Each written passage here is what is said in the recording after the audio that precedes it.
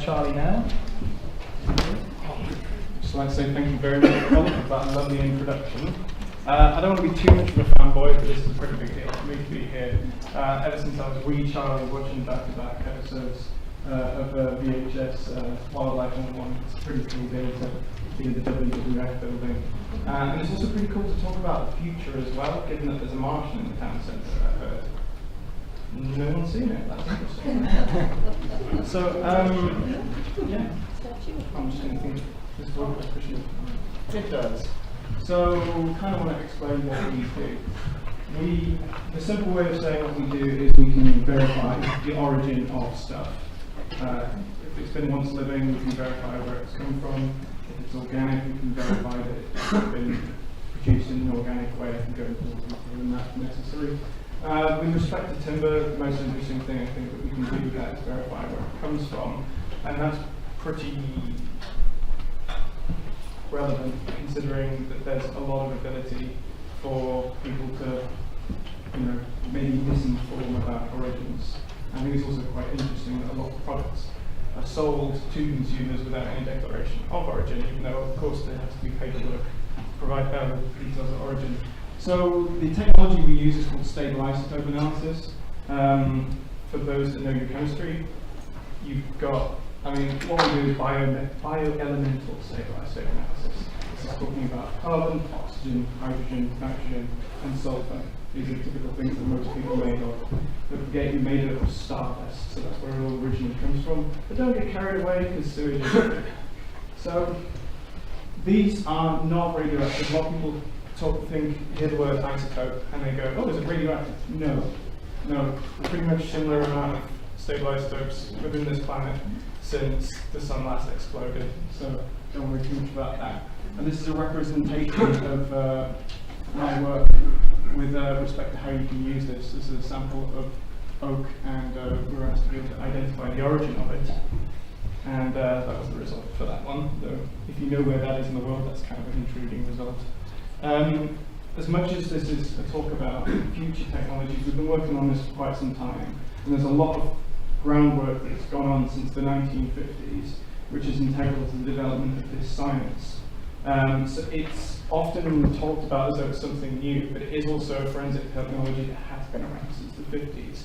And we've been, in particular, working with stable isotopes in timber since as early as 2007, which is close to the start of the foundation of Agroisolab. So it's very early days stuff with us. EUTR advises using isotope analysis. There are terms, of course, and if I was talking to any one of you, I could work out where you maybe shouldn't use an analytical process to be able to verify the origin of timber. Almost certainly can be done on a risk assessment basis. It's how the majority of our customers are doing it. They're saying, okay, well, what's low risk, what's high risk? Interesting thing about analysis is it doesn't care what you think is low risk and high risk. You just pretty much plug in a sample and you get a result, and then from that you can interpret that, whether something was true or not. But the main things I pick out of EUTR, and I'm not an expert and I'm not going to pretend to be, but it seems to me that good due diligence is central to it. Know where your timber comes from, know what species it is, because I think that there's been a lot of work done by NGOs to show us that even at the most basic level, that isn't necessarily right in some certain cases, single out particular cases. And laboratory analysis can be a way to do that. If you're going to do things on an entirely paper-driven process, remember, if you ever watch Catch Me If You Can with Leonardo DiCaprio, things can be faked more easily than you can expect. There's someone always creative around the corner working out how to cheat out a system.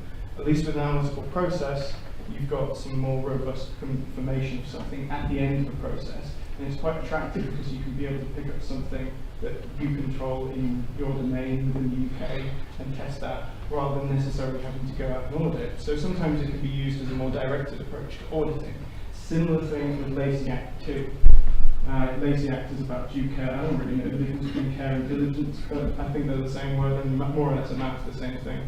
If someone wants to tell me why, I'd be very interested to know they use different words, but I'm pretty sure it's just Americans. They care about knowing the true origin of timber and where it comes from. And the IA published a guide on a lot of the myths to do with the Lacey Act. And one of the main points it came to was certification isn't be all and end all of legality. You've got to do as much as you can as well. And even some of the firms that have very good certification, it's not a stamp that means this is a legal product. It shows that you can have a process, and it's part of the cultural thing to make sure that you're more likely to be right. A lot of people talk to us about, okay, so there's some information outside about stable isotope analysis. It quotes some prices on it, which are fairly reasonable range for what prices there are to do a stable isotope analysis. And a lot of people complain about cost. But the reality to me is not knowing is always more dangerous than knowing, even if knowing comes at a cost. Whether that's an audit, whether that's going back through your own paper traceability, making sure yourself, or whether that's carrying out an analytical process. And I wanted to tell you a cautionary tale about stuff that's happening right now. I know this isn't timber industry, but it's meat industry. And meat industry is, because meat has a lot of safety issues, it's very thoroughly inspected. And this company, Russell Hume, they received an inspection. The results of that were somewhat leaked, and then it threw a shadow of doubt over Russell Hume as to what was going on with respect to their traceability and why FSA was particularly interested in that. And because some of their consumers didn't get answers on that, they went, well, guys, you're too hot to handle, we ain't going to do business with you at the moment. And they ended up getting dropped. And I just don't know the full outcome of that investigation yet. It might be underway. But it was the mere risk that something could be wrong that a customer said, no, we're not going to buy from you anymore. And where's Russell Hume at right now? With Wildfire Administration. Possibly going to lose 300 jobs. This is really sad news. I don't think it's the direction anyone would necessarily want to go in. And why? Maybe they had a cultural issue. Maybe there was nothing wrong. I don't know. Maybe there was something wrong. But at the end of the day, they lacked transparency. I think it would be fair to say that. And that's more or less taking them to where they are. And if you try and remove that transparency, that removes some of the risk for you. It's also in the timber industry. And I think some people might think, okay, I asked a question about £10 million earlier. I kind of asked that deliberately to debunk the idea that no one is necessarily not going to be examined about things. And no one shouldn't be inspecting things on the basis of, oh, we don't do very much. Should be. You should do as much as you can within the realms of what is possible. I also appreciate if you have less than £10 million turnover, you're going to be less able to look and have a great due diligence system than a £100 million turnover business. You're going to have more big budget there. And some of the fines that happen within the US are just eye-watering. The lumber liquidators one is staggering. I think that was done to represent there was a strong case, a major infraction that went on there.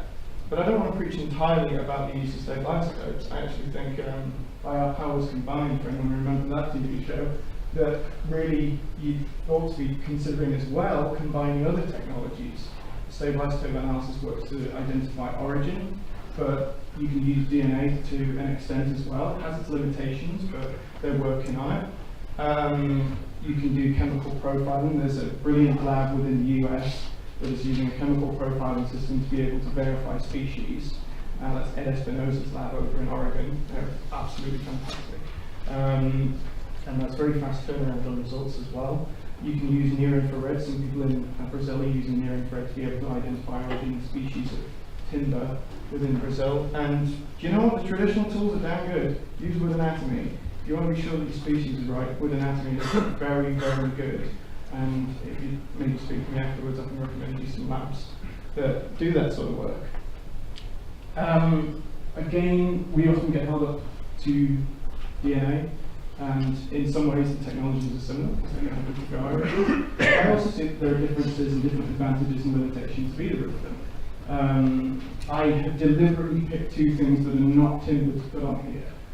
DNA is associated with origin. Here is a map to do with dominant haplogroups in human being.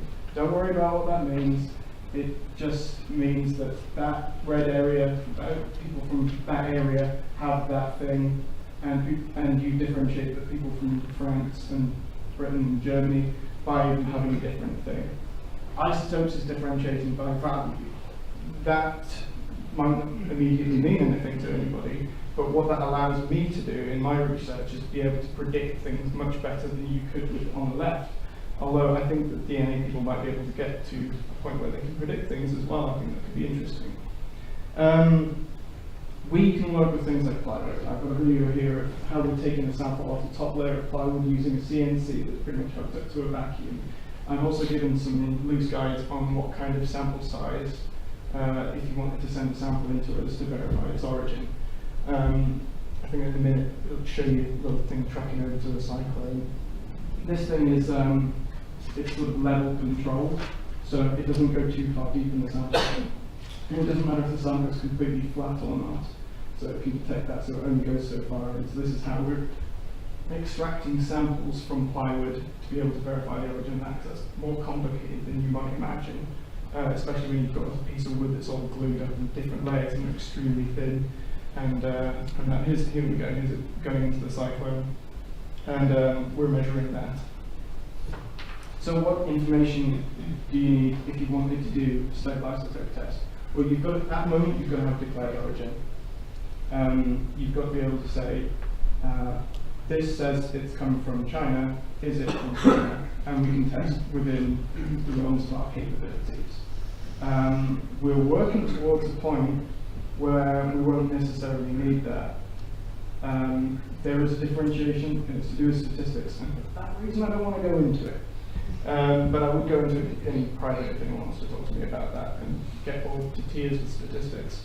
If you've got, tie it up with some sampling reference system that you've got, because you've got to have traceability to know what it corresponds to. I had a good conversation a minute or two ago about how sampling itself is a science, knowing the paperwork that you've got to go back to, that your result speaks to. Well, that's pretty dang important as well.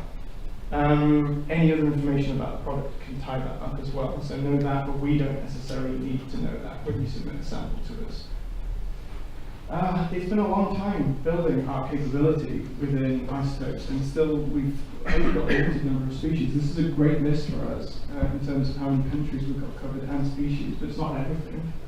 And one of the challenges with any kind of timber tracking technology is you've got to have authentic samples of species from known locations, and this is hard work.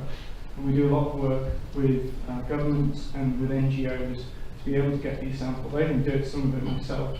I even bored my wife. I took her up to, we went up to Loch Ness in October for my birthday, and this is how boring I am, as I took a sampling kit up there so I could actually take some samples of oak up there, so I could increase our European oak database. So yeah, thanks to my wife for putting up with me. To give you an idea about how hard sampling is, this is a project we did a while ago. We did it with WWF. This is before I came along and started working with the lab. These dots represent sampling sites for the Amman region. And basically, I believe that WWF got either one or two guys in the van to drive around this area. And that took them 6 months.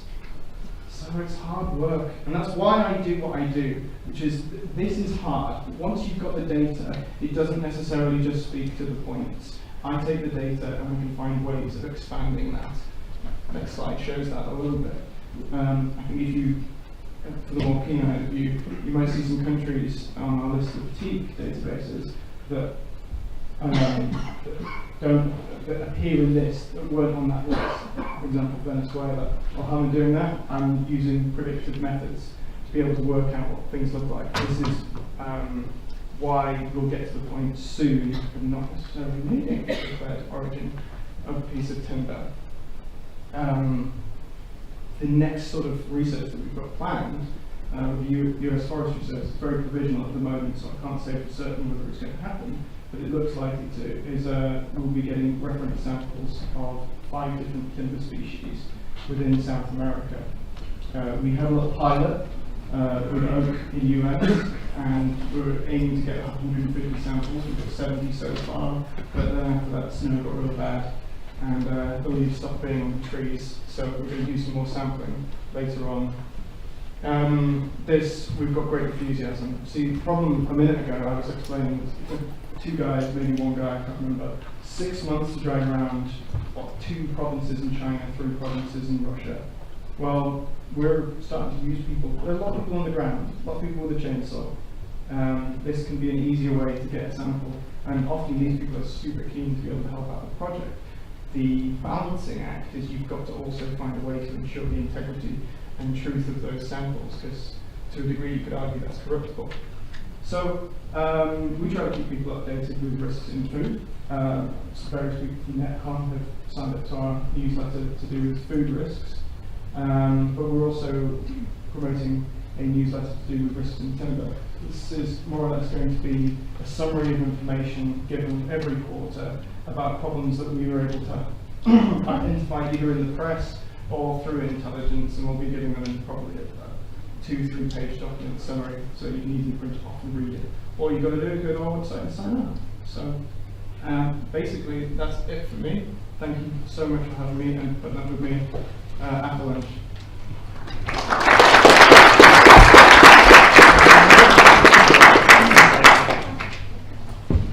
Thanks, Charlie. That's fantastic to hear.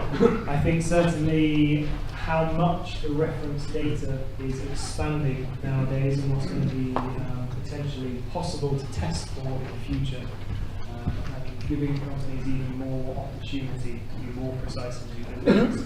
I'm sure we'll get lots of questions in the question that's getting into costs and things like that. Next up, we've got Jesse House, who is Chief Product Officer at Earth Observation. Jesse is originally from Austin, Texas, and he's been at Earth Observation since 2014.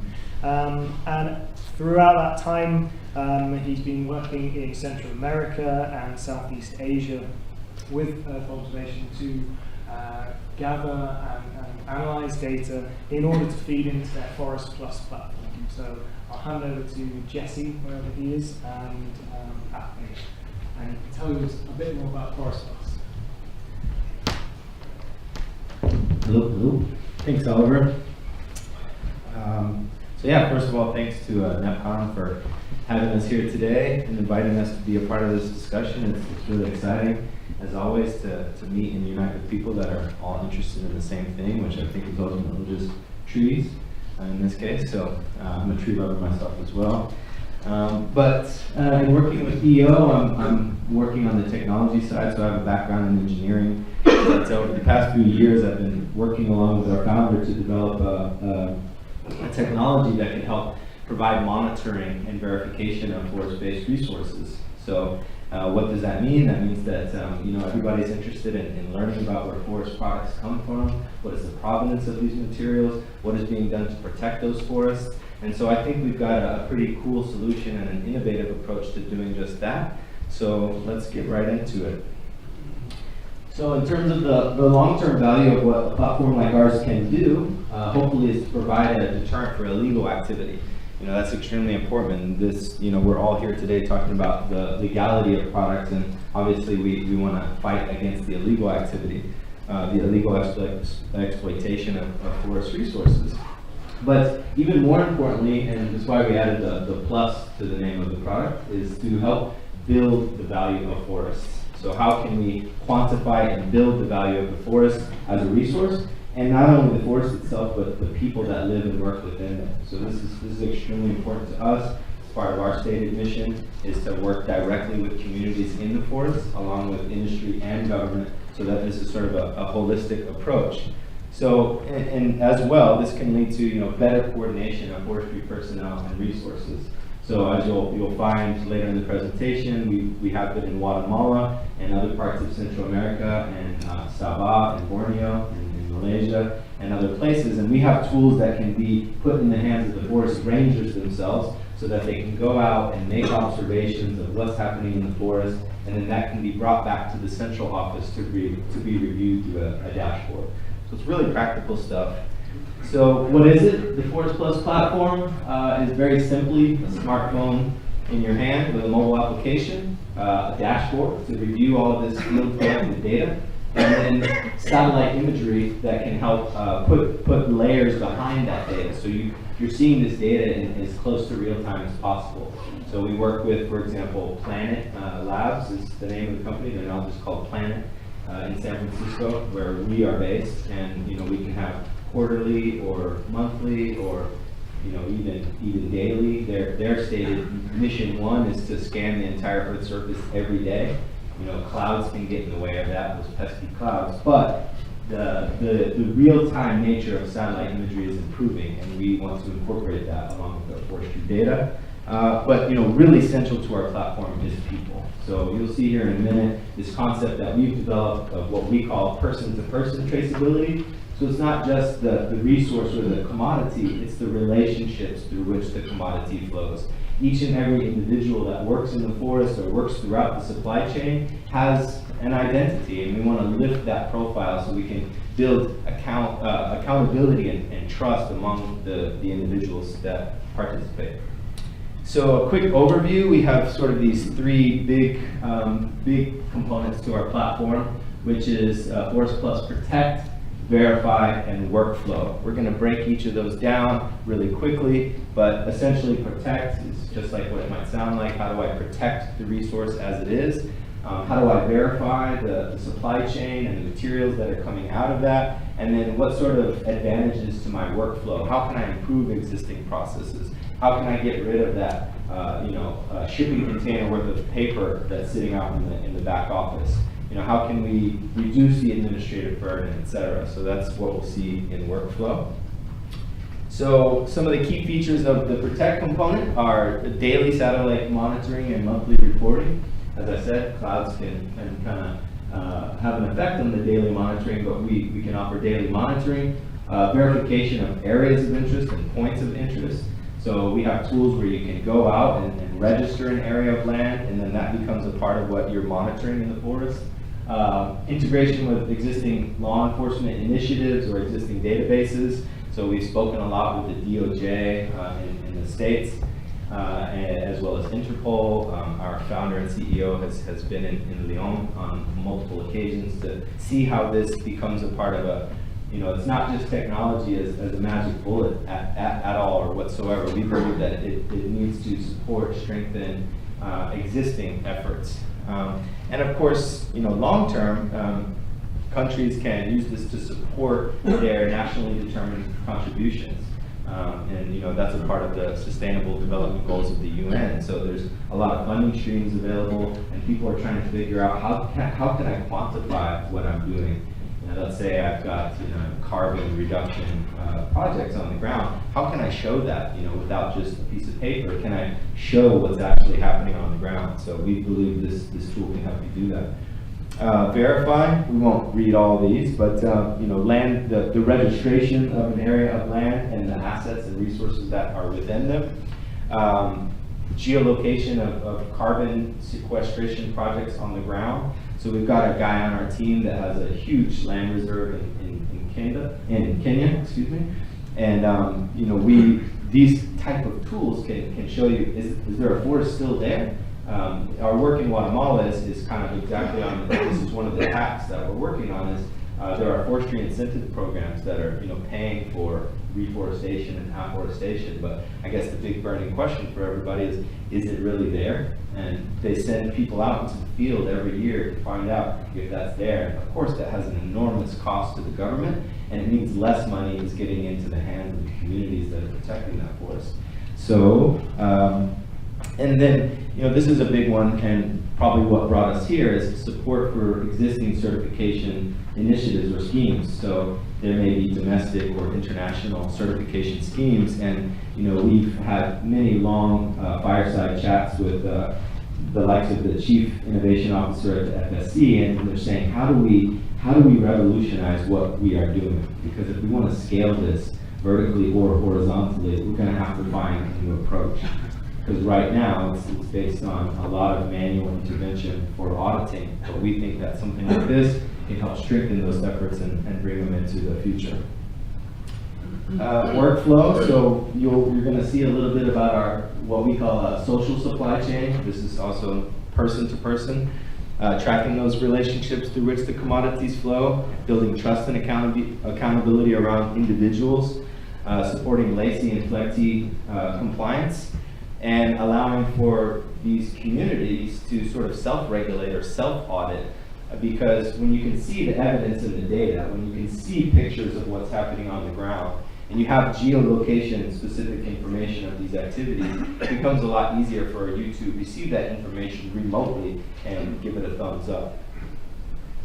So let's dive in a little bit to this concept that we've developed of person-to-person traceability.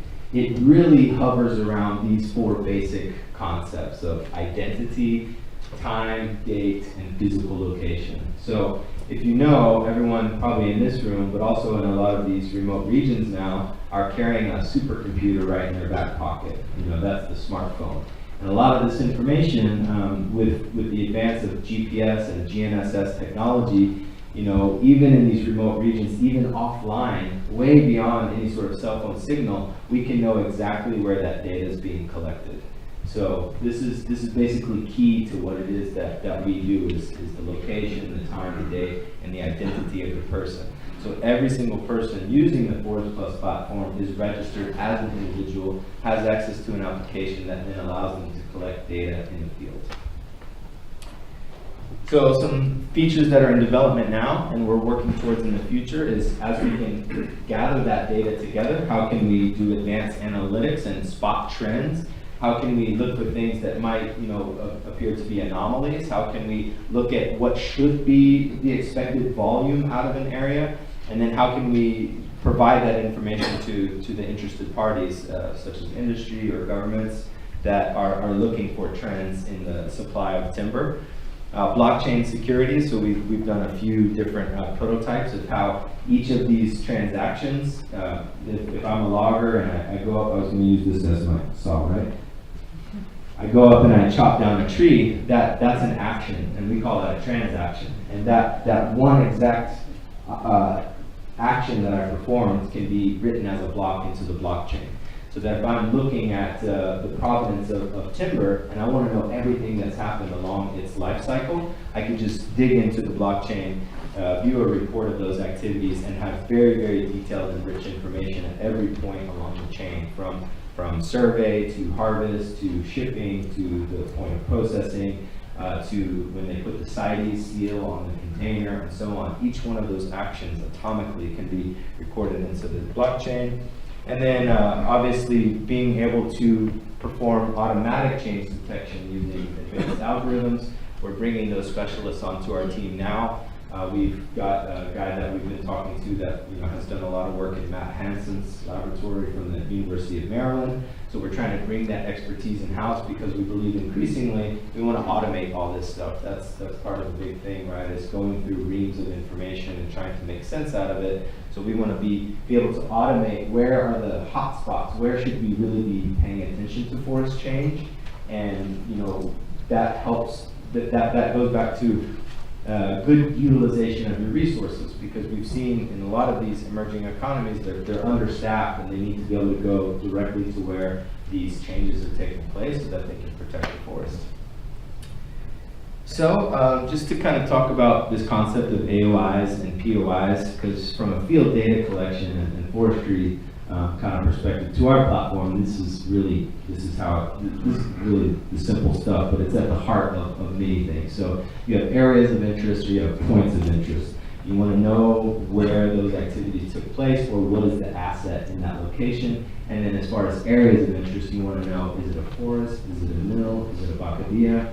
If that word is not familiar to you, that's like a temporary clearing. It's a word they use in Guatemala at least. It's a temporary clearing in the forest where after they harvest the trees, they bring the logs to the bacadilla, and that is a legal forest change. They're allowed to make, for example, it's about the size of a soccer field or football field, as you would say here, and it might be 50 meters by 50 meters. That's a permitted change. So we want to see that. We want that AOI to be registered by a guy on the ground with his smartphone application walking around this clearing. That gets registered into the system, and then if that's spotted through change detection, that's okay, that's a permitted change. So that kind of gives you an idea of how those two concepts work together. Here's something I'm super excited about. These are actual screenshots from our Forest Plus mobile application, which is live now on the Google Play Store. This is me logged in. You can see some of the key components, which are, my own personal dashboard, my map, my list of features, which are points and or POIs and AOIs, and so on. I can have assets, transactions, pieces of property, and I can also split this data up on a per project basis or a per FMU basis, so per management unit or logical unit or type of project. Maybe I have a harvest over here and I have a carbon project over here, and that data is very neatly organized. I can select my map source. We can incorporate external map sources, so if we meet a government and they have a map that they would prefer to use, we can embed that into the application very easily. And then here you can see sort of what it looks like to visualize a few different points on the map. So here I've got 3 data points that I've collected in the field, and I've got field observation 1 there, which I'm saying is a beautiful tree. So let's look at what that looks like. I pull up one of these field observations. It's in this project called EOTest, and I have all this robust data that's been collected in the field, such as the type of tree, which is broadleaf in this case, and the species, which is Danto, and its current tree code, which is that it's a rescue tree. Maybe it fell over, but it's still legally able to be harvested, or maybe it's a protected tree, and so on and so forth. So this is using something that we call key values. So these are not fixed data sets. If you have your own data collection requirements, you simply provide that to us or plug them into an admin interface, and then that is what will become available in your mobile app. So it's an extremely flexible system. We know that everyone has different requirements for data, and so we've tried to adapt our platform to allow for that. In the middle, we have an example of what a transaction could look like. So we can see the stump of the tree. We can see, again, the project that it belongs to, what has taken place at that point, what is the asset associated with it, and what are some notes about that activity. Then after collecting a few of those activities, I can see on my mobile application a list of transactions that I performed. So you can see in this case, the guy or girl who was in the forest has done some logging, some survey, some transport of a tree, and logged another tree as well.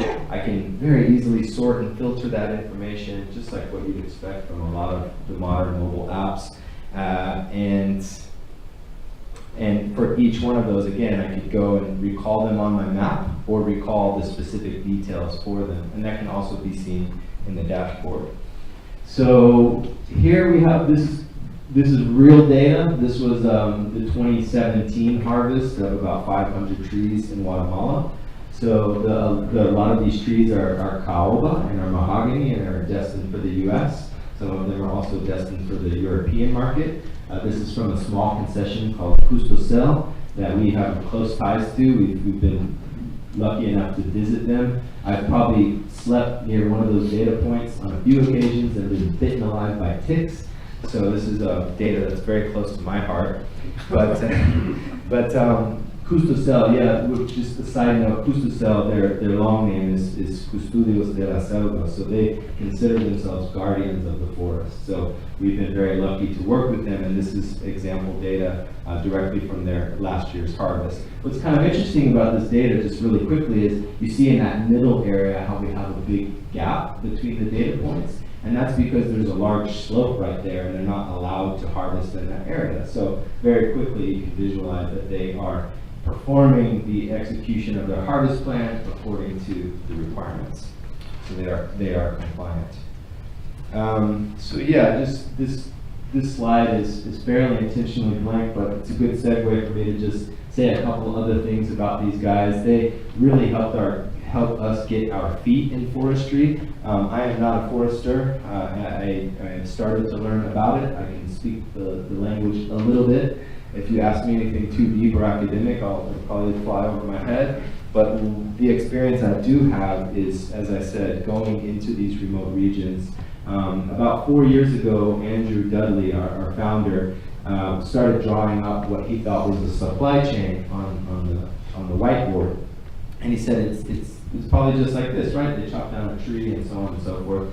let's build an app around it. And I decided, you know, we're making a lot of assumptions here. I think the best thing to do would be to get into a forest and see it firsthand. And ultimately, if these tools are going to take off, they need to be in the hands of the people that are doing it. It needs to work for them. It can't just be something that we sit in a lab in San Francisco with our, you know, little tech hats on and throw it over the fence and hopefully they'll use it. I mean, this really needs to be something that's been designed, co-designed with these people. So this is a really good friend of mine at this point. His name is Gamaliel Lopez. He's from Huehuetenango in Guatemala, and he's using our survey application on a tablet to record his field collected data. I love it because under his arm is his clipboard. He's got his traditional method right there, and he's sort of adapting to the new method. Someone asked me earlier, you know, is this something that works? You know, do people want to use it? And I guess what I can tell you is during last year's harvest season, we found, because they already do great chain of custody, because they're already interested in traceability, they started to forget to fill out their paper forms that they were used to doing because this was so much easier and so much more fun. And they would get back to the camp, you know, a nice thatched roof hut, palm trees, that kind of thing, you know, chickens and howler monkeys. I mean, just picture it. And they would fill out their paper forms using the data they had collected on the mobile app. So that was a real, like, yes, aha moment for us, that we think that this is something that people will love to use. And now, since then, we've just kind of grown from strength to strength, and we've baked in their feedback into the product. So I'll share that with you. Quick one or two last slides. This is, you know, for the maybe more, you know, technically interested, and we can talk long at night about this as much as you'd like to, but this is just a quick high-level overview of our platform and what are the components of the system. So just to reiterate, we have a dashboard where you can log in, see satellite imagery and field collected data. We offer satellite monitoring and change detection, a robust mobile application, and also a secure cloud. So all of this sits in Amazon Cloud. There's a geo server as part of our infrastructure. That's this little friendly icon. And so this is part of our spatial data infrastructure. So it's a mobile app, dashboard, satellite, and spatial data infrastructure. Simple onboarding process. So this is for all of you who are interested in signing up right after the presentation. Set up your private organization or government agency and register your users in just a few minutes. We found that users can be trained to use it in just a few hours. This is software as a service. There's no expensive hardware. We're not expecting you to install a bunch of servers. It's a mobile app and thing that you can access right from your laptop computer. You just download, install, and protect your forest today. Thank you very much.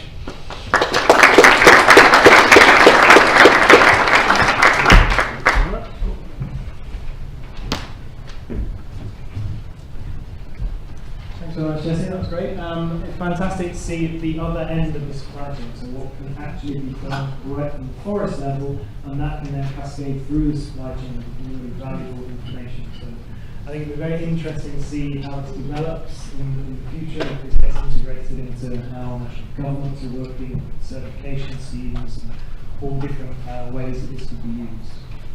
Next up, we've got Mike Senior from Proforest. Mike's a senior project manager at Proforest, working on conservation and land use. He worked predominantly in high conservation values and high carbon stock and GIS work. Mike is going to give a bit of an overview of Proforest work on the legality section in Africa and the way that they do that. So I'll hand over to Mike now. Thank you.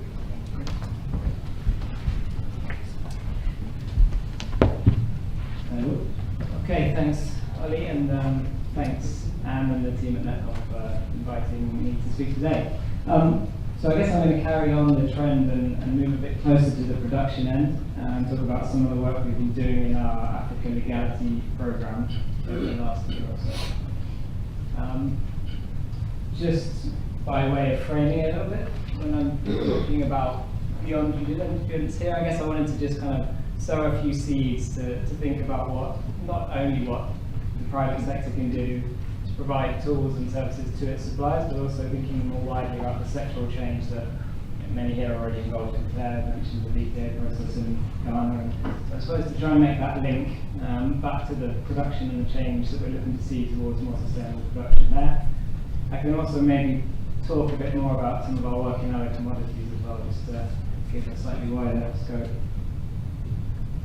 So firstly, just a little bit about Proforest if you're not familiar with us. So we are a mission-driven non-profit group with a company and a charitable arm who work generally to support the responsible production and sourcing of natural commodities. Increasingly now on agricultural commodities, but also still on timber and forestry. Some examples of the commodities we're working on. In terms of how we work, we do work directly with the private sector, developing and implementing their responsible sourcing commitments, as well as implementing sustainable production practices on the ground. Examples of some of the companies we're working with there. That is, again, global in scope. We have our main office is in Oxford in the UK. We also have offices in Malaysia, Ghana, Brazil, and Colombia. So we're working across the region. And the other piece of the work that we're doing, mostly through our charitable initiative, the Proforest initiative, is our work to support the wider enabling environment. And that's where we do work on supporting standard development, working to support other multi-stakeholder processes, developing policies for standards and so on, and the whole range of work. That tends to be cross-government, private sector, and NGOs as well as we're working with in that. So that's just a bit of background about us. In terms of what I want to talk about today, as I mentioned, we've been doing a lot of work in West Africa over the past few years under our African Legality Programme. That's what I'm going to talk about today. I'll present some of the findings of some legal reviews that we've been doing in Ghana, Cote d'Ivoire and Liberia, and then I'll finish with a few of the key outputs from that programme, which is another app, because we also need to talk about apps today, and some guidance we've been producing for producers as well. So, what is the African Legality Programme that we've been working on? So, it's funded by DFID, and the idea, the sort of broad goal of the programme is to promote legal compliance as a first step towards sustainability in responsible supply chains. We're focusing on West Africa. The idea is really to see, first up, how far legality gets you towards meeting sustainability requirements. So, for example, a downstream actor might be looking for certified FSC timber. How far does legislation in those countries get you towards meeting that?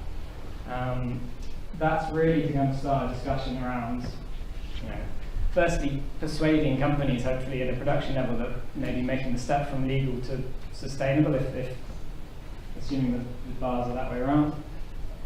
Making that step is not always going to be too challenging in some instances. It's also to start a discussion with government authorities as well about potential changes that might be needed to strengthen their legislative framework to better align with market demands internationally as well. The focal countries have been Cote d'Ivoire, Ghana, and Liberia, and we've been looking at timber, palm oil, and cocoa. So actually the bulk of the work has been focused on palm oil, but timber has been one of the commodities we've looked at in Ghana specifically. We've also had some cross-cutting themes related to deforestation, protection of high conservation values and high carbon stock, which covers all of the commodities we're talking about. I think I've touched on the other objectives there, so really wanted to understand similarities and differences between legal requirements in this country and voluntary commitments that are often part and parcel of the commitments that international companies have made in their sourcing demands. And through the work, we've been able to start building some of those discussions, building on, in particular, the VPA platforms in the focal countries as well. In terms of the kind of concept here, there's sort of this issue with the difference between where voluntary and compulsory compliance gets you. So what we've tended to have up until now, and it's probably still the case in the majority of production landscapes, is a situation where you have certification as a tool for sustainability, but it tends to be islands. I think someone said this themselves speaking earlier, you tend to have these islands of sustainable production in a much bigger landscape where the majority of operators are not operating at such a high bar. What we wanted to do through this program was to kind of use legality as a tool to raise the bar for everyone across the board. Maybe you still have certified units within a landscape, but you're also raising the bar for everyone. This came, I guess, partly from recognition that in certain sectors, particularly in the palm sector, there were commitments being made at a high level to try and get no deforestation, supply chains and so on.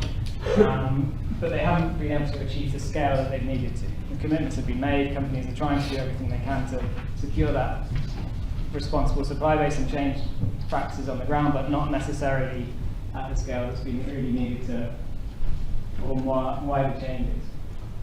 So yeah, how far can legal compliance get us? I mentioned before about flags. Of course, there's the EU Parliament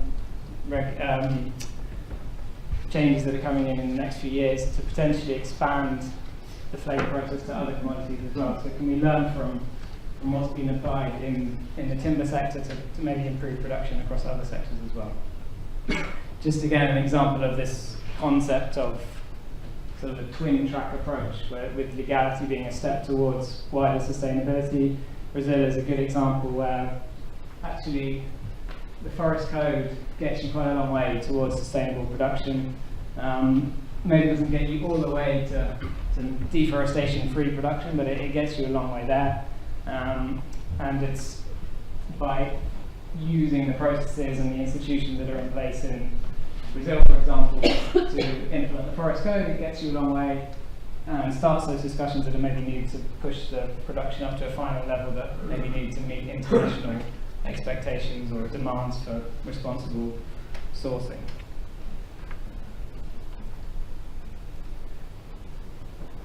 So what exactly have we been doing within this program? So I touched on a few of these already. So a big fundamental part of the work has been doing legal reviews in the 3 focal countries. These were legal reviews of legislation versus the FSC standard in Ghana, as well as the RSPO standard in Ghana and Cote d'Ivoire and Liberia. We've also looked at what the legislation does in terms of protecting species and ecosystems, and the HCV and HCS approaches in all 3 countries as well. On the back of that, we've also developed guidance for producer companies to help them attain legal compliance, but also to help them make that step up to sustainable production. This guidance will also be available for producer governments as well to support potential legislative changes. Another thing we've developed is the Auditing Act that I'll show you in a minute, and just more widely supporting the discussion to promote better alignment between these voluntary initiatives and legal mechanisms in the countries. Another thing we've been doing for a more international audience is developing guidance, and just to share really a few lessons from the production level as to what are the challenges in terms of implementing these commitments in practice. So, we heard a few good examples from Robbie earlier about the challenges that TradeLink faces on the ground. There are definitely many more of these stories as to how producers struggle to implement these often quite high standards on the ground, particularly when you start looking at small producers. So that's something we've been trying to get a bit of a handle on through direct discussions with people on the ground. And we also want to be able to offer tools to downstream companies that they can offer to their suppliers as well. So it's kind of a mutual process there. I said earlier at the start about this idea of going beyond due diligence, partly to kind of get us thinking and talking a bit, but of course there are risks with this approach. If with a focus purely on due diligence, that you end up screening out all of the high-risk origins. And of course, through the FLEGS process, the idea is to also support the changes needed at a production level as well. But often that takes time, and so what we're wanting to do is encourage supply chain actors to also be supporting their supply bases in improving practices themselves. So beyond just sort of pushing requirements down onto them, can they provide maybe tools and solutions that help them make the changes? What are the other kind of wider sectoral changes that are needed to really improve production practices? And generally speaking, a lot of companies are doing a bit of both, so implementing practices directly through the supply chain, like the sort of due diligence work that is so familiar to all of you, but also supporting wider sectoral changes as well. So there's quite a few initiatives seeking to do that in West Africa, particularly in the palm sector, the Palm Oil Initiative. But what more can we do to support that? And I suppose what I would sort of pitch is that as buyers, what you can do is you can provide tools to suppliers to help them better mitigate risks themselves. Of course, this is the kind of information that's already captured on Sourcing Hub, but there's potentially more that can be done there.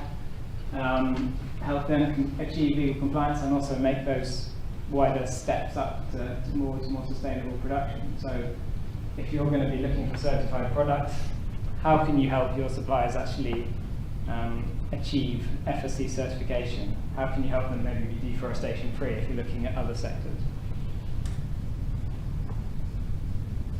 So just a few of the results from the work that we've been doing. One of the legal reviews, as I mentioned, was of legislation in Ghana against the FSC standards. So the very high level finding is that actually 75% of FSC indicators were found to be fully or partially addressed by legislation, which is, I think for us, was perhaps somewhat surprising that it gets you that far, but it's a very positive thing that the building blocks are in place to allow companies to just with being legally compliant to get that close to getting FSC certified. Of course, the devil's in the detail in most cases. But just to give a few examples of some of the sort of themes that were picked out from the legal review, which was conducted by a team of lawyers in Ghana. So for community relations and workers' rights, again, found to be partially addressed. Things that were supported by the legal framework were the requirement for grievance mechanisms, for companies to have grievance mechanisms established, requirements for benefit sharing very much embedded in the legal framework, and freedom of association, again, well captured within labour laws in Ghana. There's also requirements on adding local value. So we were talking earlier about the need to ensure processing is happening in production countries. That is something that's captured to some extent in the Tree and Timber Act in Ghana. So really positive aspects there that are captured in law in Ghana. Some of the gaps. So there's nothing really on hiring from local communities, which is something that's captured in the FSC standard. The consultation processes required during establishment of operations, during the development of social responsibility agreements, are not necessarily to the level of inclusiveness and sort of completeness as you would be required to have for FSC. So that's a gap there. In terms of environmental impact, again, broadly speaking, it was partially addressed, but there are legal provisions for the mitigation of negative impacts more widely, for the protection of rare and threatened and endangered species. Gaps existed in terms of how you control exotic species, the need to protect a representative sample of ecosystems. There's no legal requirement to make management plans and monitoring results public, which is very much a key facet of FSC. So just some examples there of the kind of findings come out of that legal review. The guidance that we've produced on the back of this is all going to be publicly available on our website. The legal reviews themselves will also be available as well. So we're very much looking to share these results. They'll be obviously most relevant to producers in Ghana, but I'm sure many of you are sourcing some products from Ghana as well, so it's something that can be shared. Another part of the legal review that we've done is looking at no deforestation commitments, perhaps less relevant to forestry and sustainable forest management, but perhaps more widely as we think about other commodities and also about plantation production as well. So many companies have made supply chain commitments to deforestation-free sourcing. In practice, that means that they're generally committing to not sourcing from high conservation value or high carbon stock areas. This is sort of stemmed mostly from the palm sector in Southeast Asia, but is increasingly being applied more widely.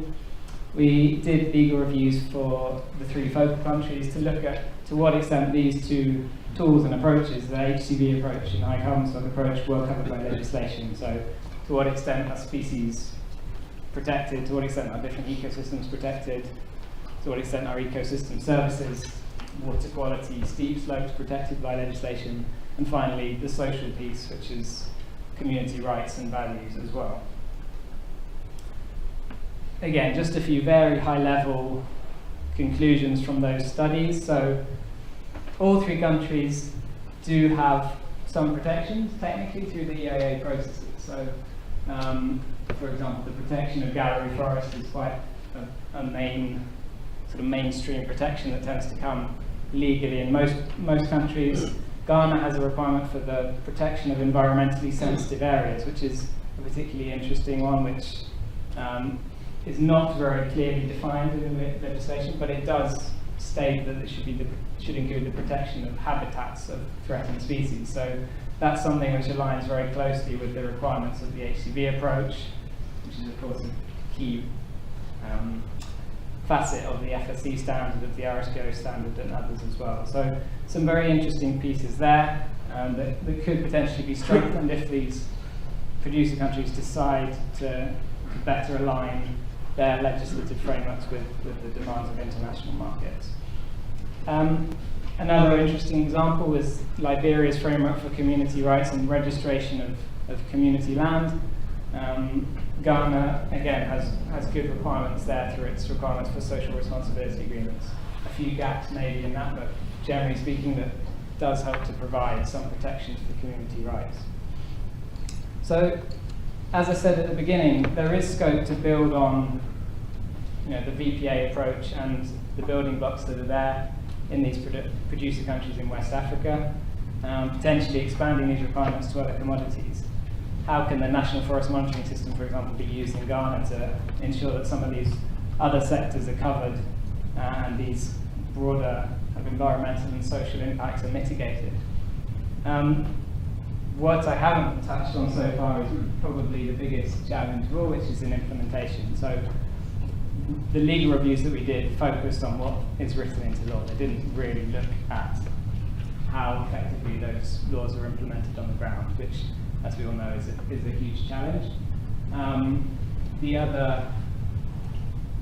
other sort of inherent challenges that came out of these reviews as well were linked to the lack of legal requirements for small producers, which are typically less stringent than for large producers for good reasons of sort of social justice more generally, but it does mean that actually in places like Ghana, where cocoa production is all by smallholders and is driving deforestation, you don't have the legal hooks to actually try and control that effectively.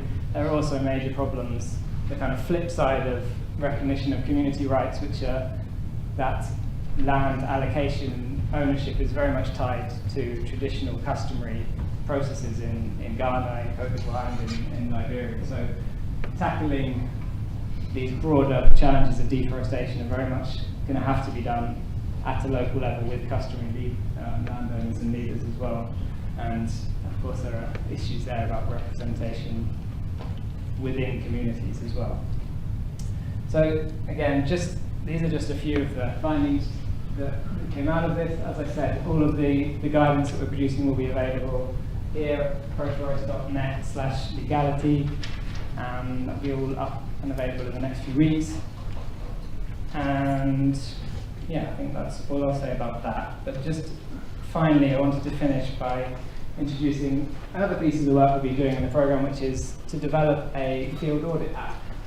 So nothing anywhere near as advanced or kind of Silicon Valley as what our previous speaker mentioned, but one thing we've noticed in the development of this program was that actually auditing, and anyone who's working in the field knows that in most cases a lot of field auditing is still done with pen and paper, and if you're doing a certification audit, often you have to carry a guidance document, reams of paper with you as you go.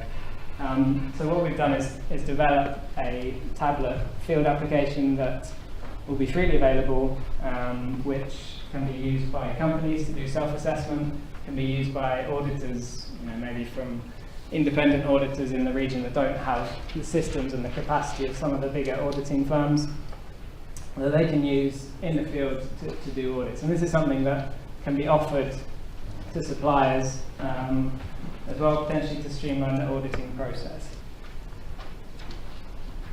It's a very basic application. It allows you to go into the field offline, collect text findings, audio, video, photo, GPS coordinates, polygons. That is then integrated into an online dashboard.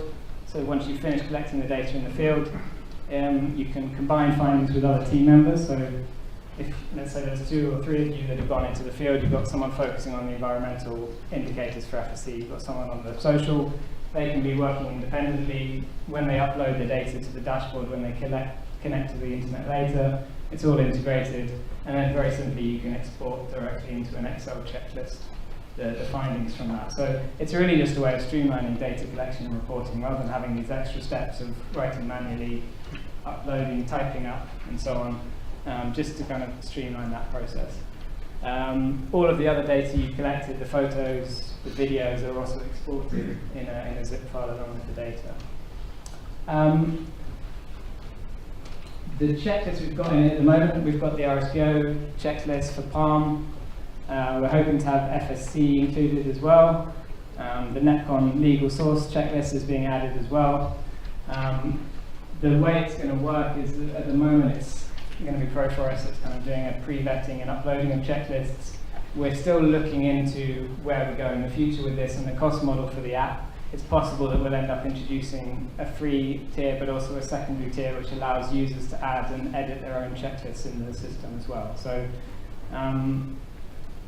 again, this will be available online and you can create an account very soon when we launch it in the coming weeks, and we'd be very happy for anyone to be using it as it goes forward.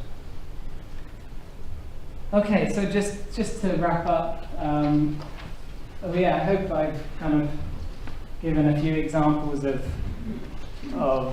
how, as a sector and community, we can go beyond just risk mitigation due diligence, some of the solutions and tools that can be provided to producers, and the kind of production perspective as well about the need to build on FLEGT and the VPA building blocks for other sectors more widely, but also the challenge that comes with doing that and the time required. So, just I guess to encourage actors where possible to support these wider sectoral changes that are needed to transform the sector and sectors in production contexts, whilst also not necessarily excluding your needs to address due diligence in the short term. In terms of tackling deforestation as a wider issue, I mentioned before the need to engage with traditional authorities and of course the challenge of tackling smallholder production and providing solutions for small and medium-sized enterprises. So I think those are going to be increasing challenges as we go forward, but again, hopefully with the use of some of the tech that's coming out there, that's one way of helping to tackle the smallholder and the small producer challenge.